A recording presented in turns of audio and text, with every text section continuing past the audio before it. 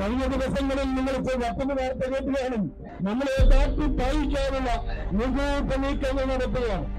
ഈ തീരപ്രദേശത്തിൽ നിന്ന് നമ്മളെ കാട്ടി പായിക്കുവാനുള്ള നിഗൂഢ തന്ത്രങ്ങളാണ്. അതിന്റെ ഭാഗമാണ് യഥാവി സീപ്പോർട്ടും. അങ്ങനെ നമ്മള് സജ്ജമാകണം. പൊതുസമൂഹത്തിലേക്ക് നമ്മുടെ കരുത്ത് തെളിയിക്കാൻ പുതിയ സഹകരണ പ്രസ്ഥാനങ്ങൾ നമ്മൾ ആരംഭിക്കണം. ഇന്നും ഒരു നിയമം പരിഷ്കരിച്ചുകൊണ്ടൊരു വാർത്ത വന്നു. എന്താണെന്ന് നിങ്ങൾ ശ്രദ്ധിച്ചോ? CRZ തീരപരിപാലന നിയമം. ഇവിടെ ടൂറിസ്റ്റുകാർക്ക് ഇവിടെ അണിയറൊരുക്കുന്നതിന് വേണ്ടി കുടിലുകൾ കെട്ടാൻ അനുവാദം നൽകിക്കൊണ്ട് പരാതികാരന്. അത് അവിടെ തീരുന്നില്ല. കഴിഞ്ഞ ദിവസങ്ങളിൽ നിങ്ങൾ മറ്റൊരു വാർത്ത കേട്ടുകയാണ്. ഈ തീരദേശ ായിട്ട് നമ്മളെ കാട്ടി പായിക്കാനുള്ള നിഗൂഢ നീക്കങ്ങൾ നടത്തുകയാണ്. അത് പഠിക്കണം.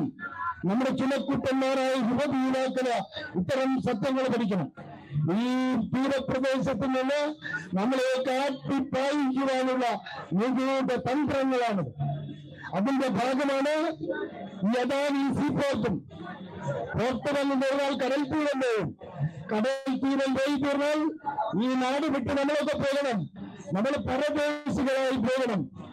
അങ്ങനെ പല ചരിത്രങ്ങളും കണ്ടിട്ടുള്ള തീവ്രമായ ആളുകളാണുള്ളത്. ഞാൻ പൊറുപ്പിക്കുന്നില്ല. അങ്ങനെ നമ്മള് സജ്ജമാകണം. പൊതുസമൂഹത്തിലേക്ക് നമ്മുടെ കരുത്ത് തെളിയിക്കാൻ പുതിയ സഹകരണ പ്രസ്ഥാനങ്ങൾ നമ്മൾ ആരംഭിക്കണം. നമ്മുടെ പെൺകുട്ടികളും ആൺകുട്ടികളും ഒക്കെ ഈ ഭക്ഷണം വിലകുറച്ച് വളരെ ശ്രദ്ധയോടുകൂടി നമ്മുടെ വീടുകളിൽ എത്തിക്കാൻ സാധിക്കുന്ന രീതിയിൽ കോപ്പറേറ്റീവ് ബന്ധമുണ്ടാകണം. നമ്മൾ പിടിക്കുന്ന മീനെല്ലാം ഈ ദിവസങ്ങളിൽ ചില സഹോദരങ്ങൾ പറഞ്ഞ വിലയില്ല എന്ന്. അതൊക്കെ മൂല്യവർദ്ധന തന്നെ മേടിച്ചു കൊണ്ടുപോകാൻ സാധിക്കും.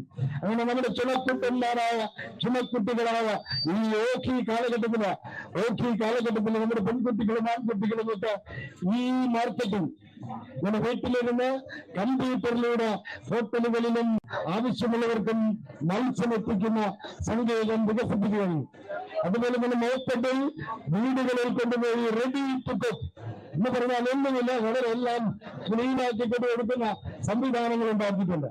അതുപോലെ തന്നെ വാല്യൂ അഡീഷൻ. ഈ മത്സ്യം ഞാൻ ഫിലിപ്പീൻസിൽ പോയപ്പോഴ അവിടെയൊക്കെ മത്സ്യങ്ങളൊന്നും അങ്ങനെ വിട്ടുകൊടുക്കുകയല്ല. മത്സ്യങ്ങളൊക്കെ മൂല്യവർദ്ധിത ഉൽപ്പന്നങ്ങളാക്കി മാറ്റി ആ കുടുംബങ്ങൾ അന്തസ്സായി ജീവിക്കുന്ന അവസ്ഥയിലുണ്ട്.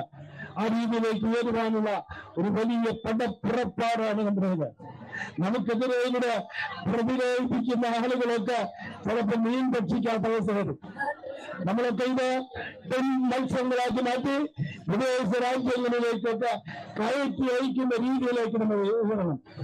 അതുപോലെ തന്നെ നമ്മുടെ വിദ്യാർത്ഥികളിൽ ഒരാളാണ് ഈ അടുത്ത കാലത്ത് തോപ്പിൽ നിന്ന് കളക്ടറായി മാറിയത്, IAS ഉദ്യോഗസ്ഥരായി മാറിയത്. നമ്മുടെ ചുമക്കുട്ടന്മാരായ ആൺകുട്ടികളെയും വിദ്യാർത്ഥി സമൂഹത്തെ IIT NIT പോലുള്ള രാജ്യത്തിന്റെ വിദഗ്ധ കേന്ദ്രങ്ങളിലേക്ക് വിദ്യാഭ്യാസാർത്ഥം പറഞ്ഞയക്കുവാൻ നമുക്ക് സാധിക്കണം.